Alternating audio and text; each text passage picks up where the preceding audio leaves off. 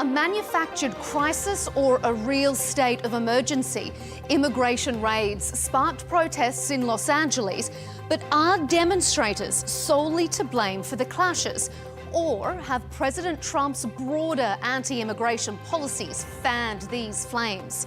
Is it xenophobia? Or are these America First policies that the president was elected to enforce? That debate coming up on Counterpoints with me, Melinda Nusafora. A manufactured crisis or a real state of emergency? America's political and ideological divisions are being laid bare on the streets of Los Angeles. Immigration raids sparked the protests, but are the demonstrators solely to blame for the violent clashes? Or have President Trump's broader anti-immigration policies fanned these flames? It's up for debate here on Counterpoints with me, Melinda Nusafora.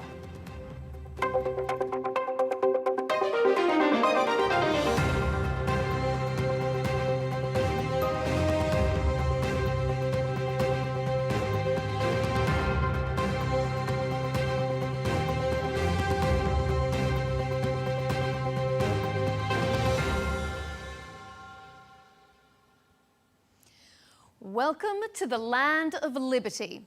Historically, a nation of immigrants where free speech is protected by the Constitution.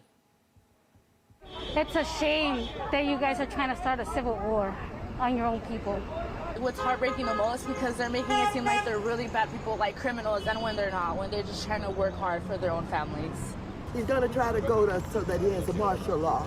He even alluded to civil war at one point. President Trump made the highly controversial decision to call in the National Guard, arguing LA's protests against immigration officials were violent.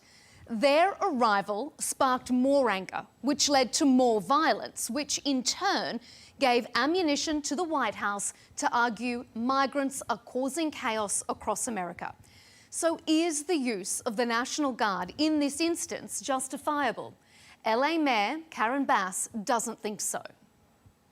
But what we're seeing in Los Angeles is chaos that is provoked by the administration. When you raid Home Depot and workplaces, when you tear parents and children apart, and when you run armored caravans through our streets, you cause fear and you cause panic. And deploying federalized troops is a dangerous escalation. The immigration raids targeting undocumented workers coincide with the introduction of tough new US travel restrictions. People from 19 countries are now either partially or totally banned from entering the US. It begs the question, is the White House orchestrating this crisis to justify its tough anti-immigration stance? On this episode of Counterpoints, we'll ask our panel, are the protests justified, or is this an attempt to prevent officials from carrying out their legal duties? Is the use of the National Guard an abuse of presidential power, and are Trump's travel bans reasonable or racist?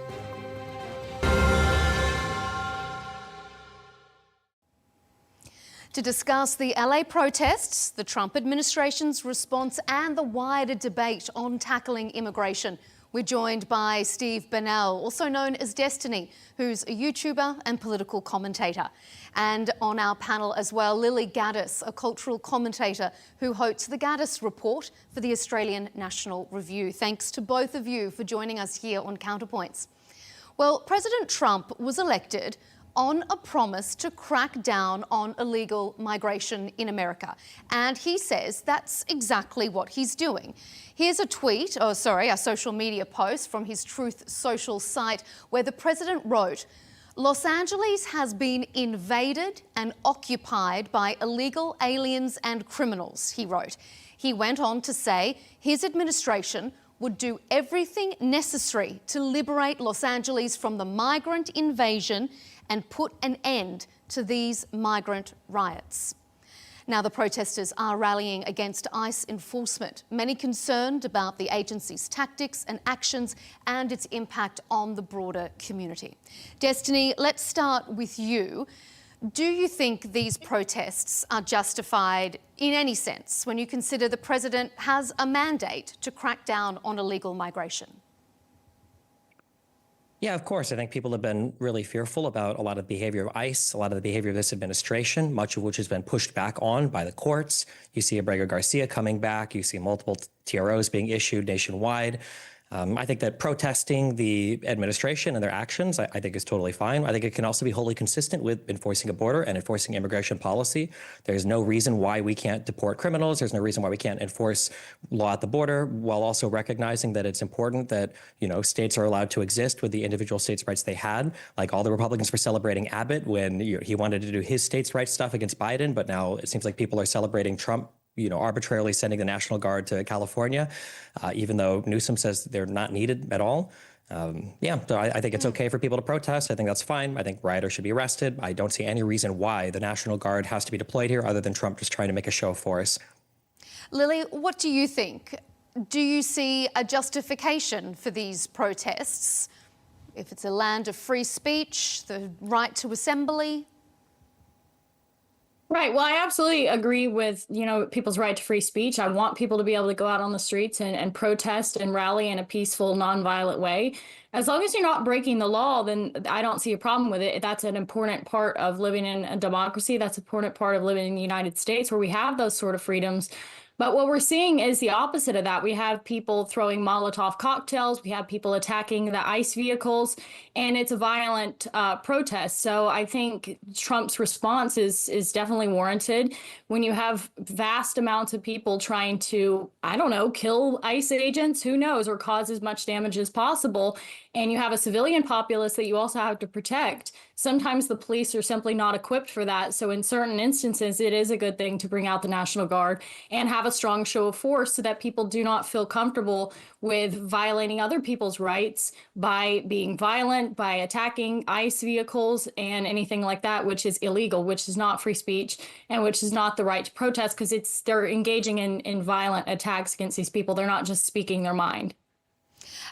What about the notion, Destiny, I'll ask you first and I'll come back to you, Lily, for a response, that these protesters were provoked? It's almost as if it's been orchestrated for the protests to fail, so to speak, because there is so much provocation. That's one criticism that's been levelled against the Trump administration. I think they're being provocative with the National Guard, of course. I agree, rule of law is important. You can't have people engaging in violent acts, but you absolutely don't need to send the National Guard for every single protest. The first protests were a few dozen people. I think the second protest on June 7th, was like 105 people or something. It was like a little bit over 100 people. Why are we deploying the National Guard for this? I feel like the deployment of the National Guard was so arbitrary. It was almost self-defeating by Trump. Gavin Newsom pointed out that Trump was truthing out that the National Guard had managed to quell all of the rioting and it was incredibly successful in its mission. And Trump had posted that truth on Truth Social before the National Guard had even made it to the ground. So I think that it is definitely provocative. I don't think people on the left should be taking the bait. There's no reason to burn stuff down or do anything like that. But I wish that Trump would stop constantly turning the temperature up on every single conversation just to try to take eyes away from his failed trade policy, his failed international policy, his failed policy in Gaza, his failed domestic policy, like everything else. I wish that he could just try to govern for real instead of just constantly being a provocateur in every single arena. What do you make of that, Lily? Is this an attempted distraction by the president to try and cause some chaos in one area so that people aren't really looking at where there may have been some stumbling blocks? I think there is a valid argument to be said that it could be a distraction, because right now we have the New York Times breaking that Palantir is collecting all of people's data, and now that we're possibly living on the brink of a police state and a surveillance state governed by AI, that's a major story that people should be looking at. We're also on the cusp of a war with Iran. This deal with Iran is coming to the last days, and this is what people should be focusing on. They should be focusing on trying to keep us out of this war and trying to make sure that, the powers that be that are controlling our government do not amass any more power or bring in Palantir to surveillance all of us. So in that case, I would agree. I don't think it's necessarily about other things, but I think the main things that people should be focusing on right now is the Palantir takeover and this kind of subversion of the Trump administration through these tech bros and through the PayPal mafia. That's what people should be looking at. And we should also be looking at this potential war with Iran, which is the deadline's coming to an end. What do you make, Lily, of the argument that the rage that is being expressed on the streets in Los Angeles is justified when you consider that it is life and death for some of these people that are being forcibly removed from the United States, in some cases illegally? Well, I mean, if that's the argument, then you could make the same argument for anyone who's being arrested for any crime. Like, say you get a DUI and now the cops are going to arrest you. Does that warrant an outrage because people don't want people being arrested for breaking the law? I mean, at the end of the day, like, if you didn't want to be deported, if you didn't want to face that fear of being deported, you should have come in legally. It's there. The option is there to come in legally. But these people decided to break the law, and now they are facing the consequences of it. And I believe that they feel like if they throw a big enough fit, if they cause enough, wreak enough havoc on the towns that they're doing this in Los Angeles at the current moment, that they're going to get their way and they'll make the Trump administration back down. But that's not what people voted Trump for. They voted Trump in to get rid of this illegal alien problem, because we have millions of these people in our country. They are bringing drugs. They are bringing fentanyl. They are driving the crime rate up. It's taking away jobs from the American citizen. And these are all things that people want the Trump administration to crack hard down on. So I think it is important that, people keep their eye on the ball and are not distracted by people throwing a fit. Destiny, what do you make of that? And what do you make of the idea that if these people are in the US illegally without the appropriate documentation, isn't it an expectation that they will be caught and dealt with, and that this is something that President Trump was elected to do? I mean, it's the risk that you run, but I really wish that we could just have an honest conversation about immigration, about illegal immigration, about what to do with the people here. It just seems like endless hand-wringing sometimes from some people, and then endless virtue signaling from other people. I would say the virtue signaling right now is coming from the conservatives. If we want to do something about immigration, then we need to have a comprehensive plan for how to allow people to come into the country, how to document the people that are currently here, and then how to control the border better. But it feels like conservatives just want to crack down on illegal immigration and then do nothing about actual immigration. Earlier Lilly said that there's a legal way to come in. There is, and the wait list is 20 plus years.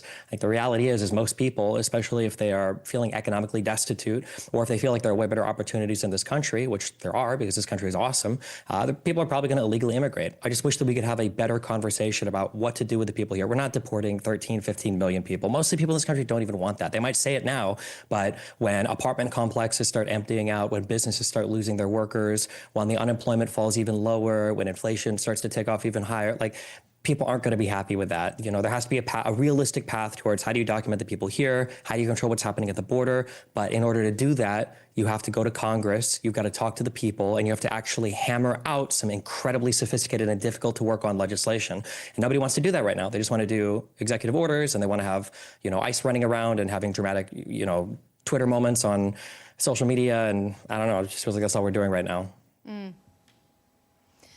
Lily, what's your take? I mean, the idea that about 10% of the workforce in California is made up of migrant workers. Clearly there is a need. That state is very open about the fact that it relies heavily on migrant workers. So undocumented or not, doesn't the community need them?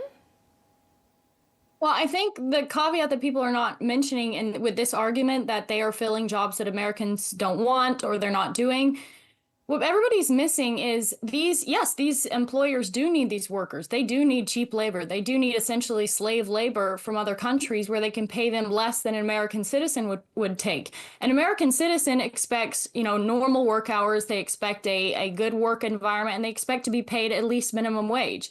Now, if you import millions of people from countries where they're used to making pennies and dimes on an hour, then those people are willing to make concessions. Those people are willing to live together multiple people in a house, sometimes illegally, and they're willing to receive less pay for that, considering that they're usually getting paid under the table, so they're not having to deal with taxes and all the things that American citizens have to deal with.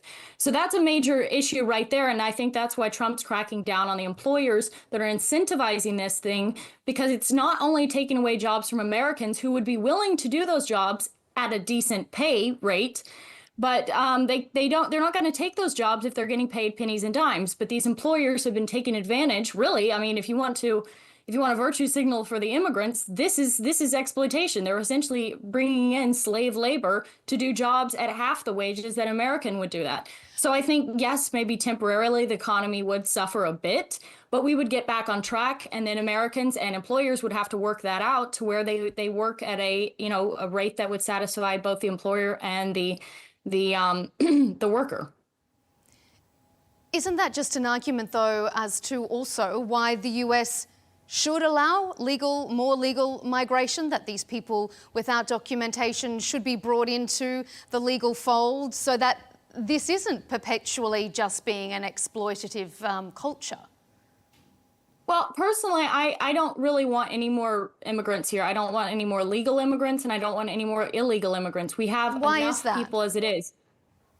Well, because it makes Americans suffer. It not only affects the culture, so it changes the demographics of the country, which will affect the white people who live in this country, but it's also going to affect, things like housing. Now Americans are struggling with housing. The cost of housing is going way up because now we're competing with millions of other people.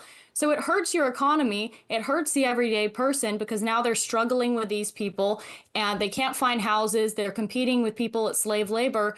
And even if we did have someone come in and they were taking normal wages, that's still taking a job away from an American citizen. I would rather that job be done by an American citizen than someone who just got here and they're here for economic opportunity rather than they're fleeing a dangerous situation, which is the majority of these immigrants. Destiny? Usually you can tell when the person you're arguing with or a person who's presenting arguments is being dishonest is when they're trying to present a thing that can give you like the pros of every side of an equation. The reality is for any given thing, especially economically, usually this works policy-wise as well, there's usually pros and there's usually cons. And the goal is to try to get as much of the pros as possible while minimizing the negative impacts of the cons.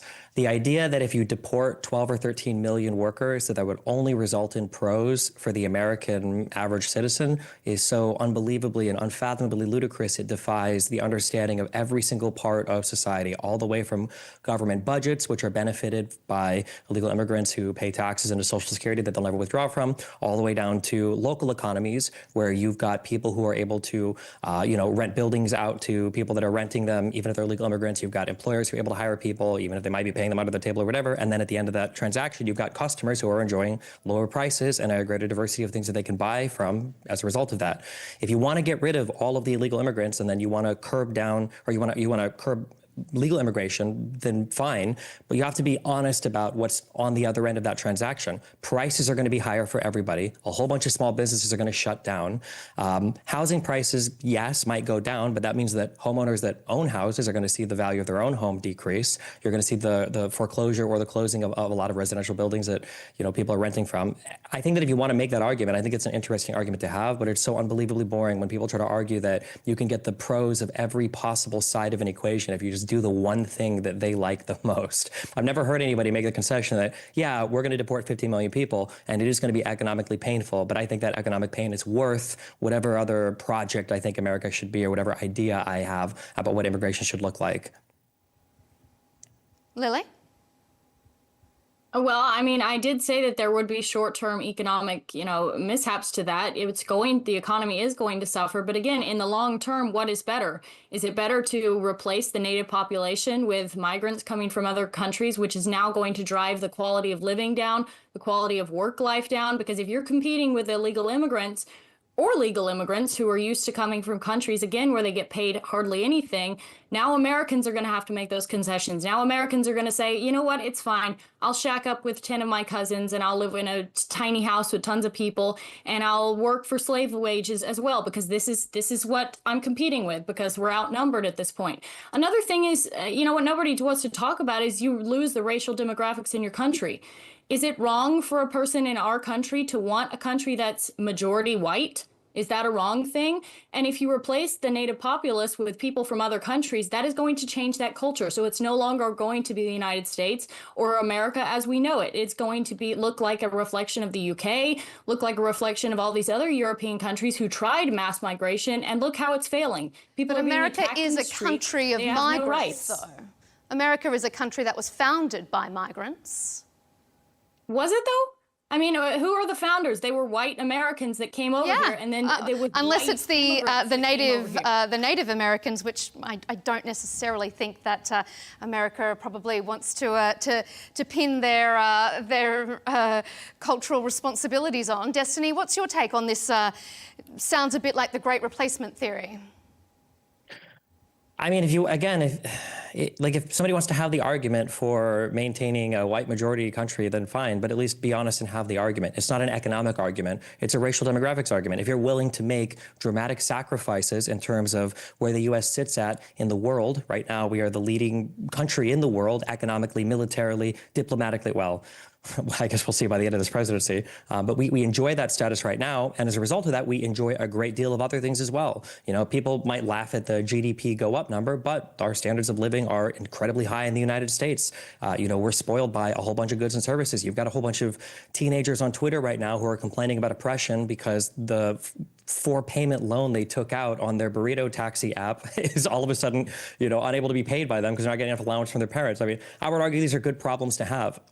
If you want to try to shoot for some ethnically homogenous society, I mean, I guess my first question is, who are we even trying to look like at that point? Are we envious of Japan that's been in stagflation for the past 3 decades? Are we envious of what, Iran, of North Korea? Like, who are these ethnically homogenous countries that we're so jealous of their economic and cultural output?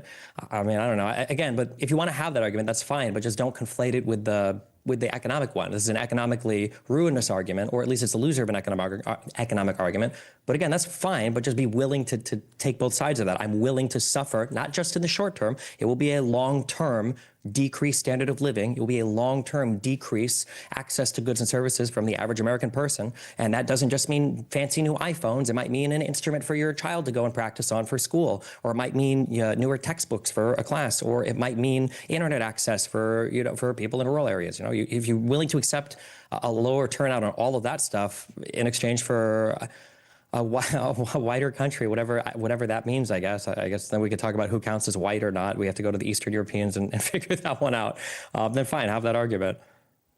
Lilly, so pick up on one thing that Destiny said there. What is this racially homogenous country that you think America should be emulating? What's the ideal here?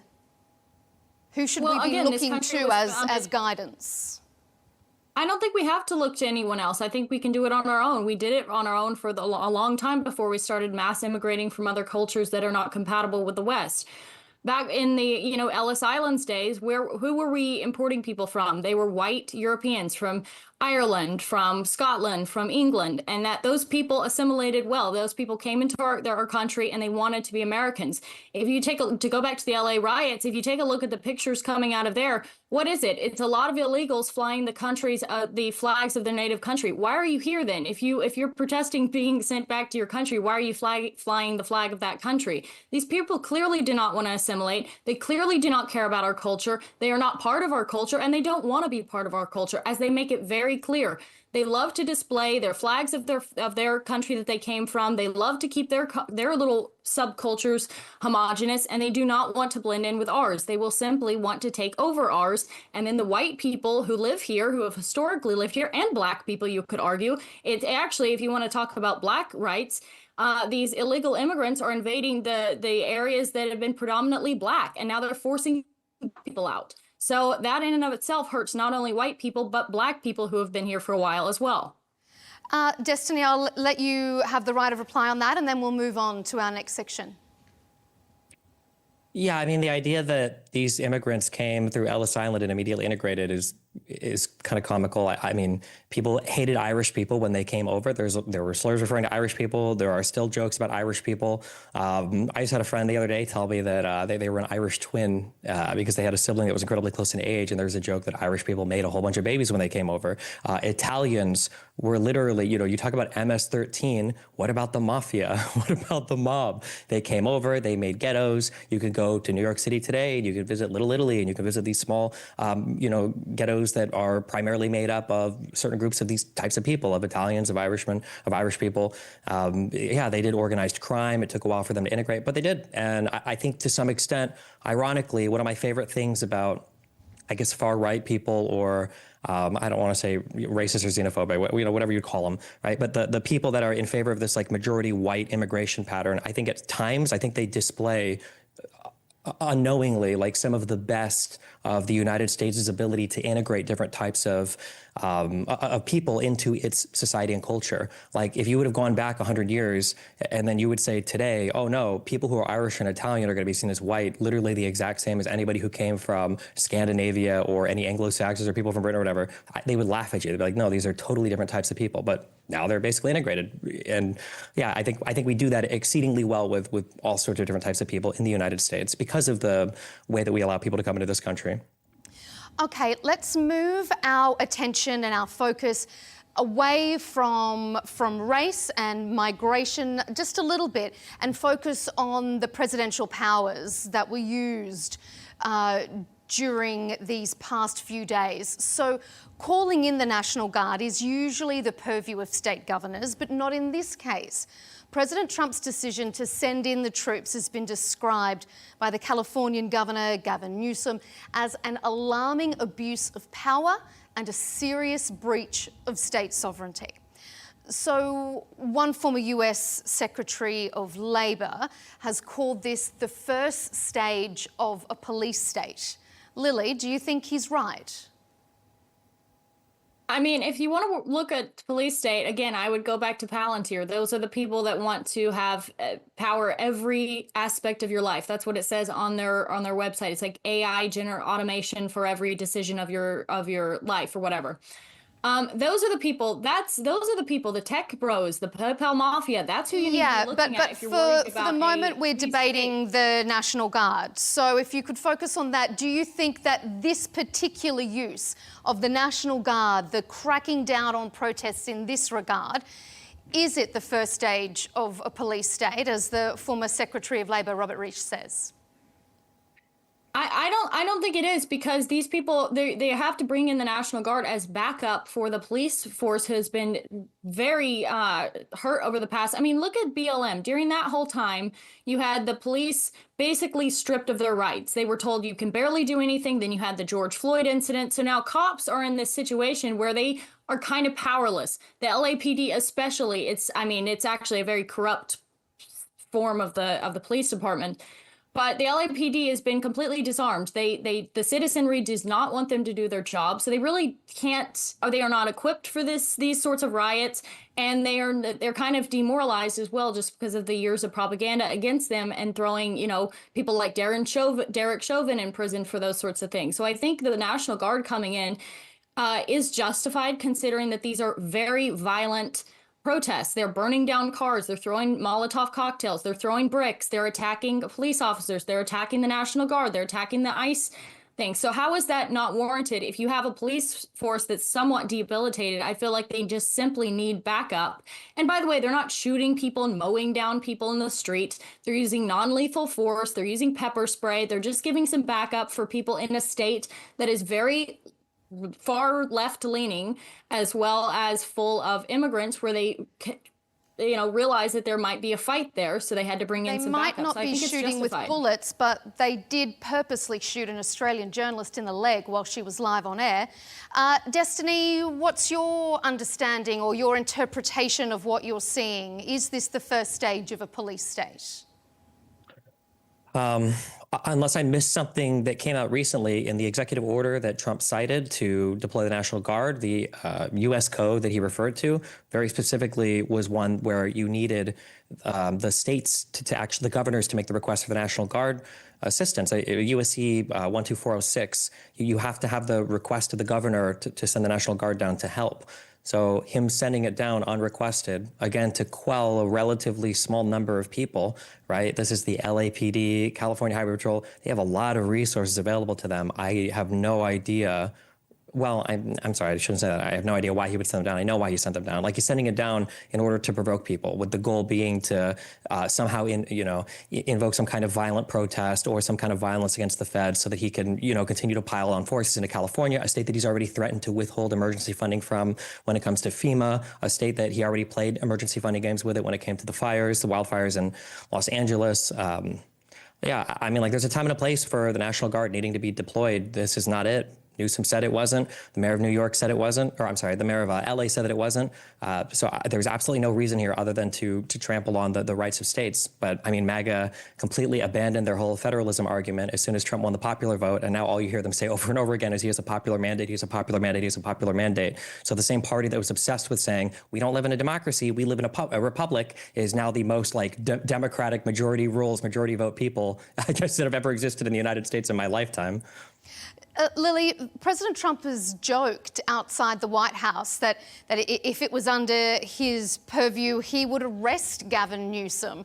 I mean, is that really something we would expect to be hearing from our president during a situation like this?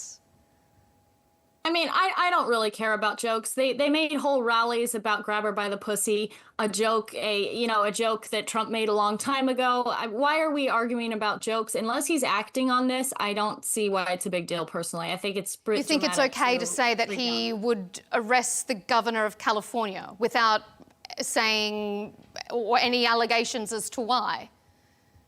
Well, first of all, it's a joke, so I think people are allowed to make jokes. That's his freedom of speech to make a joke about that. But again, it's not like that would be entirely unwarranted as well. I mean, look how Gavin Newsom handled the fires. The water was turned off. They just allowed the state to burn. I mean, he has been an extremely incompetent governor, so I'm sure lots of Californians would even approve of that. But again, I don't even know why we're arguing about a joke. Unless he's doing something, I'm not interested in really arguing about a joke. Locker room talk. What? Okay, are we going to go protest more about grab her by the pussy? Like, please. Destiny? I just want to say real quick, I think it's really important to always observe the multiple stages of MAGA, and it's incredibly important for everyone to realize it. When you bring up something horrible that a MAGA person has done, the first step is always saying, oh, I don't know, I haven't heard about that. For some reason, they know every single intimate detail about, say, Hunter Biden, a person who wasn't elected. They know everything about his life. But then when it comes to like massive, huge things that the president of the United States is doing, they're unaware of it. So they'll say, I haven't heard about it. And then the next thing they'll say is, oh, it's just a joke or whatever. Who cares? It's not a big deal. But the most important thing, and they've demonstrated this time and time again, is the third part, which Lilly did do, and that's that they will defend it. So even though they're saying they haven't heard of it, even though they're saying it's just a joke, if it does come to pass, they're not going to turn around and go, oh my God, I thought he was just joking. This is horrible. They're going to defend exactly what it was. So don't ever let any MAGA person get away with the, oh, they're just joking thing. You always have to ask them the next question of, oh, well, if he would actually follow through with it, would you defend it? Because the answer to that will almost always be yes. Okay, Lily, Well, do you want to answer that? I'm not MAGA. To be fair, for the clarification, I'm not MAGA. I'm a nationalist. So I'm actually not a huge fan of Trump. If the governor was arrested, if I can pick up on what Destiny was saying, do you think that would be acceptable? If he went through due process and it was found that he was either a traitor to his country or he had done something illegal, if he went through the due process, then absolutely. If he didn't go through due process and they just arrested him, then I would be opposed to that. Okay, let's get back on track with the National Guard focus.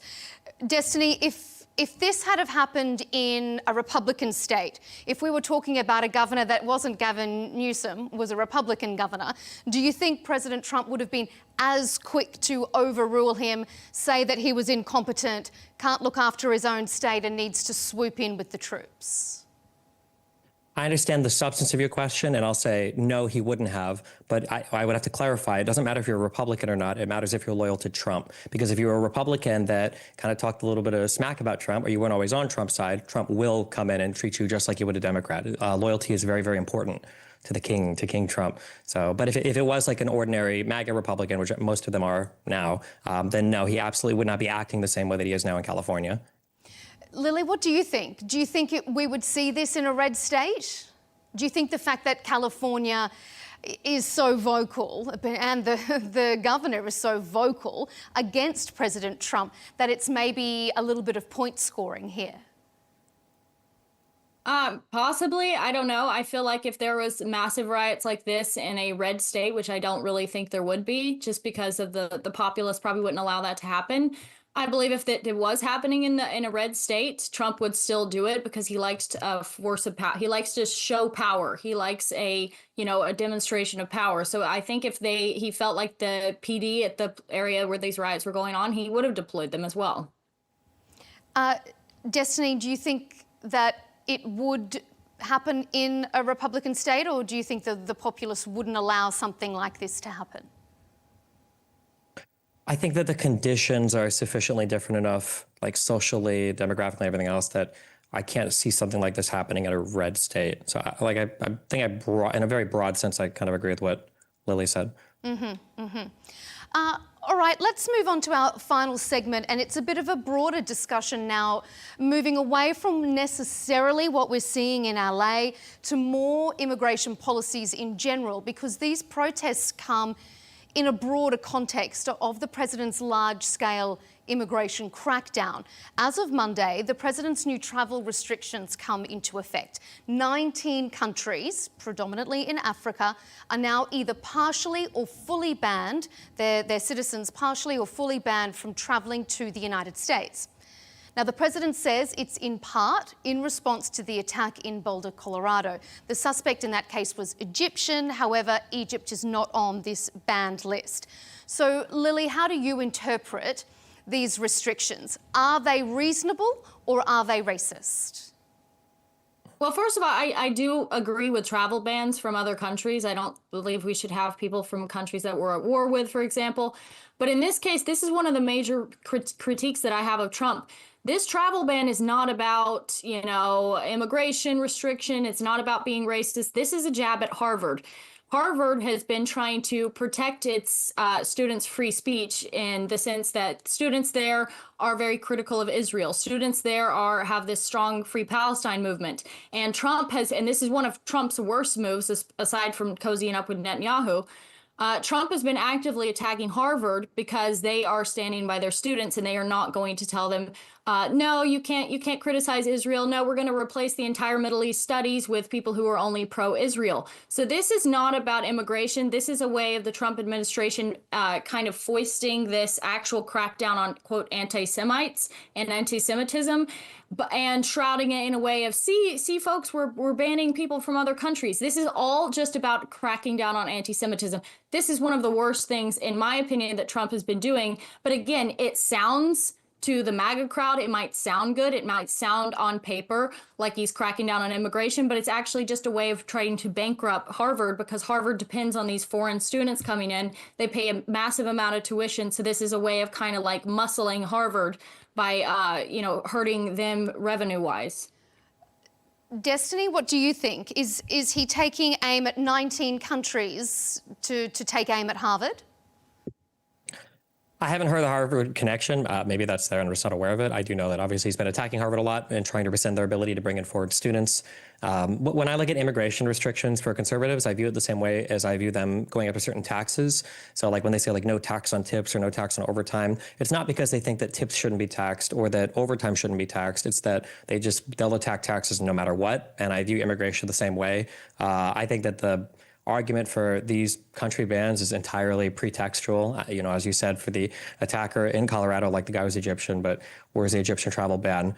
I think that Trump will just do whatever he can to restrict immigration as much as possible, especially from countries he doesn't like. And I think it's as simple as that. He did in his first term when he implemented the 7-country travel ban as well. So it's par for the course for him, for Republicans in general right now. Why would Trump, though, Destiny, want to sow divisions and vilify these particular countries? What benefit is there to him, to America, to the Republican cause?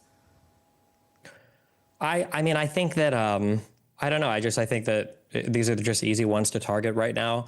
A lot of people don't like me with this. I don't read Trump as like a very racist person. He just doesn't come off to me as a person who is like obsessed with like race. He comes off as a little bit more like xenophobic or nationalistic in general, populist in general, where he just doesn't want a lot of immigrants coming to the United States. And I don't necessarily think it's from like I don't want brown or black people coming like from that perspective. I just think he's just kind of xenophobic in general. It's the feeling that I get. Lily, last time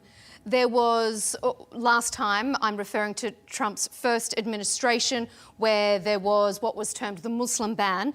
There was intense shock and outrage at those travel restrictions. It sparked immediate backlash, and there were protests at the airport. But not this time around. It's almost as if, is it that people agree, do you think? Is it that they don't care? Or has this kind of marginalising behaviour become normalised? Well, I think what's going on is we're finally starting to see the effects of mass migration. We're starting to feel it. We're starting to now go into stores, go out in public, and you kind of look around and you notice, oh, there's more of them than us, or there's an equal number of them than us. We're starting to see the crime start to really peak. We're really starting to feel the effects of mass migration. So I think people in general, collectively, black and white, by the way, are sick of the immigration, and so they are happy with any sort of travel restriction. Now, again, to go back to the Harvard thing, I think we should be restricting immigration from certain countries, especially when they predominantly do not assimilate. Like we had this whole Haitian crisis in Ohio. These people clearly should not be in our country. There should be a travel ban on countries like Haiti, for example. But again, I think people are just fed up with the immigration, and they're sick of seeing their country being taken away from them by people who are coming from other countries that are not compatible with the West, and they bring crime and drugs to the streets. The Haitian crisis, as you termed it, or the situation, really turned out to be largely untrue, even according to the governor there. And according to the 2024 report from the American Immigration Council, of the 19 peer-reviewed research papers between 2017 and 2024, there has been no correlation between an increase in migrant populations and an increase in crime rates. So why do you think that is something that is very easy to roll out? Because there are no figures to support that argument. I just don't believe anyone is actually doing that. The same as they're trying to skew the crime stats to prove that they're not racist. Like, you know, there was FBI crime stats that showed about 14% of the black population committed about 50% of the crimes. They're trying to skew all these statistics in a way to where that's not the case because they're afraid of being called racist. Again, it's important to know who is putting out these stats. Who has an interest in mass migration? Who is pushing this on our country? The same people who are doing that have a vested interest in hoodwinking the rest of us and putting out false data. They put out false data about COVID, so why wouldn't they lie about this? I don't believe it. I mean, people have eyes. We have eyeballs. We can see the crime. Destiny, can you see the crime? No, I didn't see any Haitians eating dogs either. I think even Vance was on, I don't know if it was CNN or what, where he said that, you know, if we've got to make a story up to get people to care about an issue, then so be it.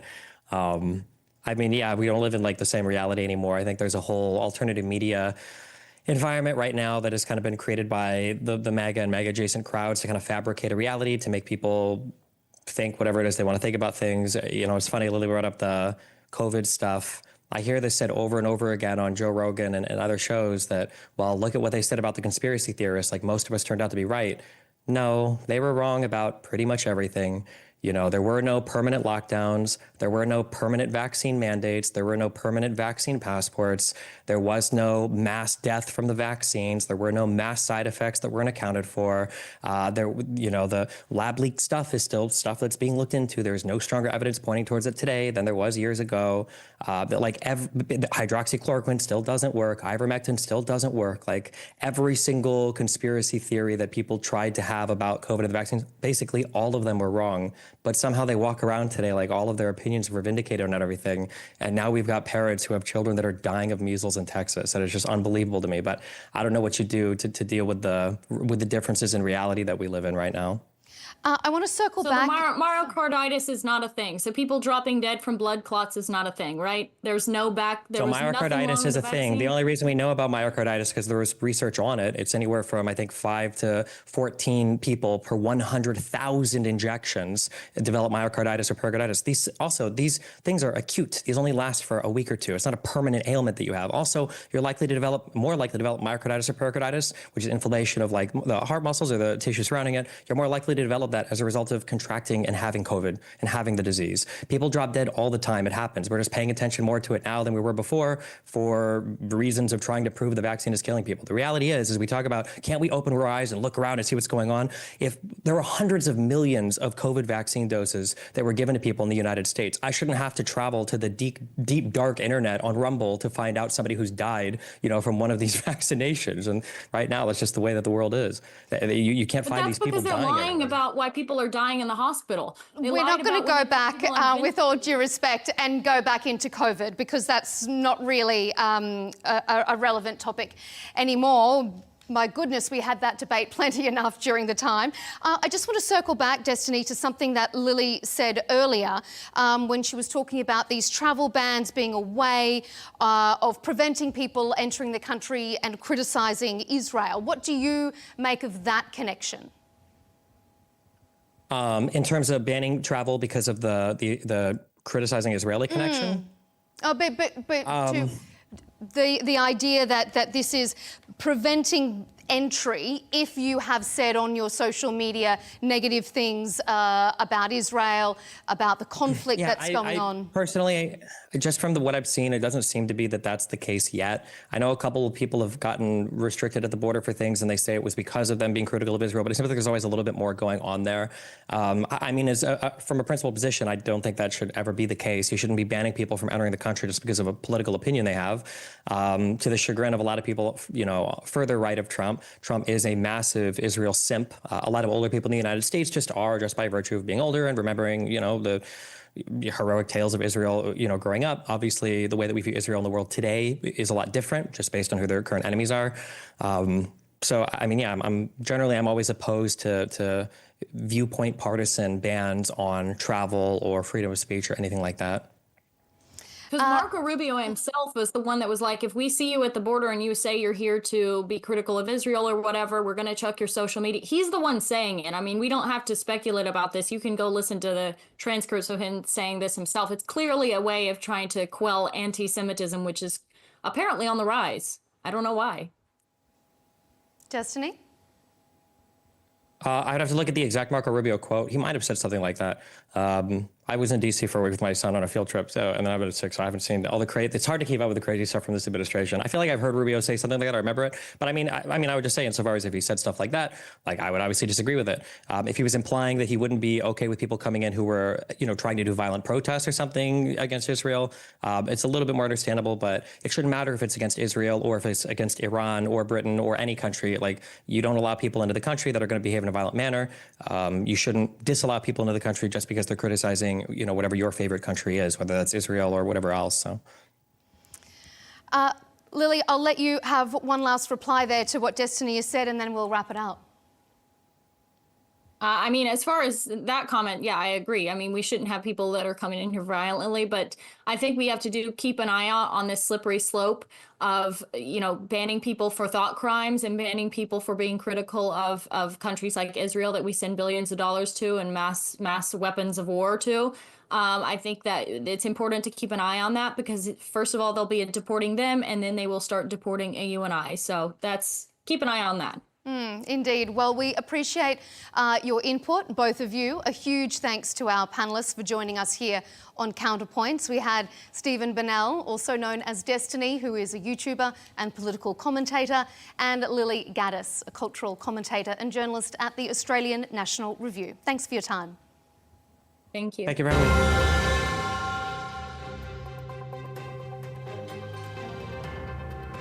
And as always, thank you to you at home for joining Counterpoints with me, Melinda Nusafora.